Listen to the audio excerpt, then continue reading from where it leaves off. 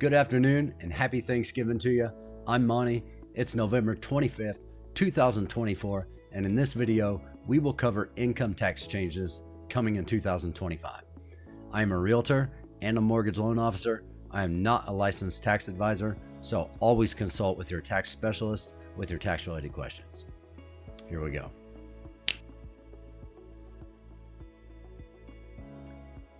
In early September, the IRS announced its updated inflation-adjusted tax brackets for 2025, reflecting a 2.8% increase in income thresholds from 2024. This marks the smallest adjustment in recent years. Every fall, the IRS updates tax brackets and numerous other provisions to account for inflation in the coming tax year. During the pandemic, higher inflation led to larger adjustments, 7% in 2023 and 5.4% in 2024. The adjustments aim to protect taxpayers from bracket creep, which occurs when cost of living increases push workers into higher tax brackets without an actual improvement in their standard of living. With U.S. inflation cooling to its lowest level in 3 years, the IRS adjustments that followed suit. For example, the threshold for the 10% tax bracket for married couples filing jointly will rise to $23,850 in 2025, which is a 2.8% increase from $23,200 in 2024. The IRS adjusts income thresholds annually to account for inflation. Here's how single filers will be affected next year.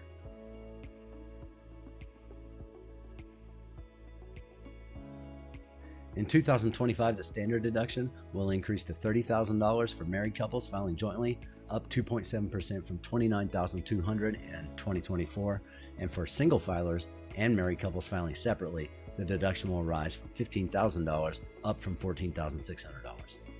The standard deduction reduces taxable income and is used by the majority of taxpayers according to the Tax Policy Center.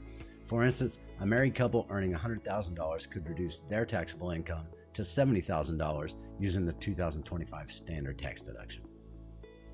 While itemizing deductions is an option, most taxpayers find their deductions don't exceed the standard deduction, so that makes the standard deduction usually the most common option.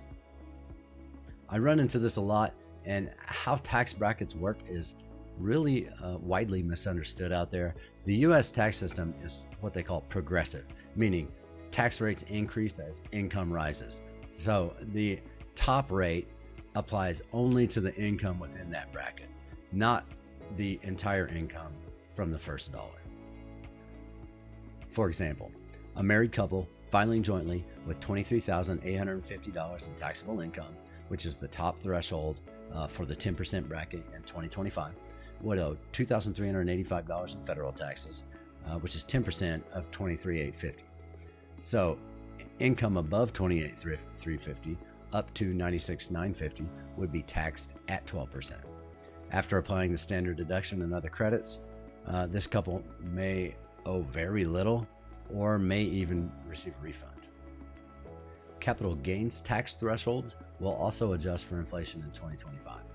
The 0% cap gains rate applies to individuals earning up to $48,350 and married couples earning up to $96,700. Single filers earning $48,350 to $533,400 will pay a 15% rate, while those earning $533,400 and more will pay 20%. Married couples earning $96,700 to $600,050 will pay 15%, with those above $600,050 will be taxed at 20%.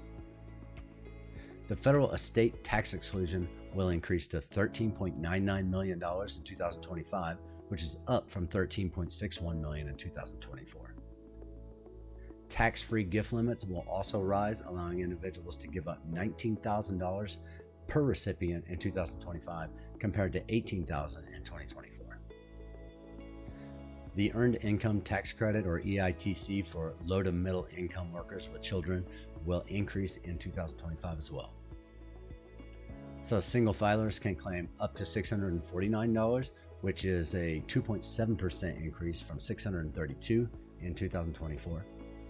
And families with 3 or more children can claim a maximum of $8,046, up from $7,830 in 2024. So we'll wrap this up with what's not changing in 2025. The $10,000 SALT deduction cap is not changing. The $2,000 child tax credit with a refundable amount of $1,700 will remain the same. And lastly, the lifetime learning credit phase-out thresholds, which were $80,000 for single filers and $160,000 for joint filers, will remain the same. Thanks for watching. If you found this video helpful, feel free to like and subscribe. It really helps us out. This is only the 4th video in the Keys and Capital series, but I'll be posting regular updates to keep you informed on maximizing your financial potential, whether you're a first-time home buyer or a seasoned investor. If you have questions, just drop them in the comments below and I'll do my best to answer. Or if you want personalized guidance, feel free to reach out directly. Until next time, keep keeping it real estate, and I'll see you in the next video.